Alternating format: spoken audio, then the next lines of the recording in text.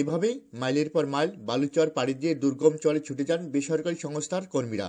উদ্দেশ্য দুর্গম চরের মানুষকে শিক্ষা ও স্বাস্থ্য সম্পর্কে সচেতন করা, সেবা প্রদান করা। তাদের পদচারণায় পরিবর্তন এসেছে লালমনিরহাটের হাতীবান্ধা উপজেলা দুর্গম চরাঞ্চল চর সিন্দুরনায়। ঘুরে বেড়ান গর্ভবতী মায়ের বাড়ি বাড়ি, বিনামূল্যে দেন পরামর্শ ও সেবা। 480 পরিবারের এই চরে শতভাগ নর্মাল ও নিরাপদ সন্তান প্রসবে পেয়েছেন সফলতা। আমি প্রথমে চর সিন্দুরনা এলাকায় যদি গর্ভবতী নতুন পাই চিহ্নিত করি, তাকে চিহ্নিত করার পরে আমি প্রত্যেক মাসে এএনসি চালাচ্ছি। এএনসির সাথে সাথে তাদেরকে আমি কাউন্সেলিং করতেছি।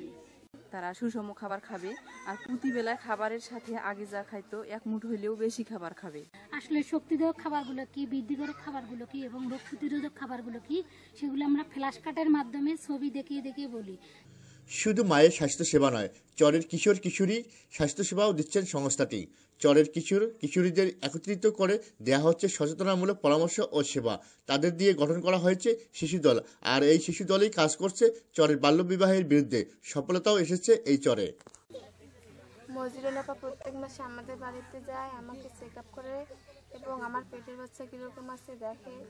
আমি আগে খাবার পাইতাম না, চলাফেরা করতে পারতাম না, কাজকর্ম করতে পারতাম না, হাত পাও ঝিমঝিম করতো। প্ল্যান ইন্টারন্যাশনাল বাংলাদেশের আর্থিক সহযোগিতায় বেসরকারি সংস্থা eco social development organization ESDO integrated communication development project 2 প্রকল্পের মাধ্যমে দুর্গম চরে শিক্ষা ও স্বাস্থ্যের সেবা বাস্তবায়ন করছে। দুর্গম এই সিন্দুরনা চরের বেসরকারি সংস্থার সফলতায় সরকারকে অন্যান্য দুর্গম চরের কাজ করতে অনুপ্রাণিত করবে বলে মনে করছেন সংস্থাটির কর্মকর্তা। যে আগে বাল্যবিবাহ প্রচুর হতো, এখন আর হতো না, কারণ এখন আমাদের এই যে 25 জন দল গঠন করেছি, তারা কোথাও যদি শুনি যে বাল্যবিবাহ হতেছে, তা আমরা 25 জনে যে পরামর্শ দেই, পরামর্শ অনুযায়ী তারা এখন বাল্যবিবাহ দিচ্ছি না। আমরা শিশু বিবাহকে না বলার জন্য বাইরে যাচ্ছি, মাঝে সাথে কাউকে পরামর্শ দেই। ইএসডিওর কর্মী যে স্বেচ্ছাসেবক বা কর্মী বাহিনী যারা আছে, তারা নিয়মিত মাদের এএনসি পিএনসি বিভিন্ন রকম স্বাস্থ্য সেবামূলক কথাবার্তা এগুলো তাদের বাড়ি বাড়ি গিয়ে পৌঁছে দিয়ে আসছে।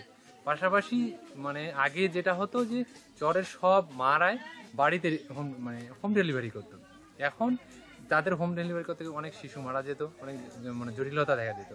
এই জটিলতা এবং শিশু মৃত্যু মায়ের মৃত্যু রোধ করার জন্য এখন আমরা পরামর্শ দিচ্ছি যে সব মা উপজেলা স্বাস্থ্য কমপ্লেক্স বা উন্নত চিকিৎসার জন্য রংপুর মেডিকেল কলেজে তারা গিয়ে সন্তান প্রসব করবে।